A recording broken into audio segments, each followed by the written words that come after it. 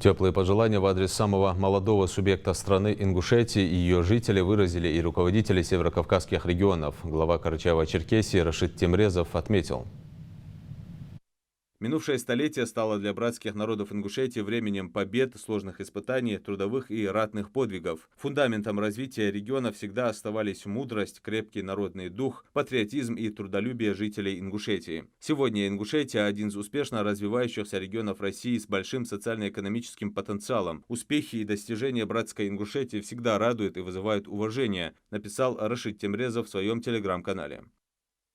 Глава Кабардино-Балкарии Казбек Кока в своем обращении отметил, что вековой юбилей республики отмечен высокими достижениями в экономическом и социокультурном развитии. Сегодня, благодаря созидательному труду жителей региона, при поддержке нашего президента Владимира Владимировича Путина, правительство России, республика двигается вперед, уверенно решает поставленные задачи. Уверен, что любовь к родному краю, стремление каждого внести свой вклад в его процветание и дальше будут служить для жителей братской республики главными мотивами и жизненными ориентирами на благо Ингушетии и всей России, добавил глава Кабардино-Балкарии.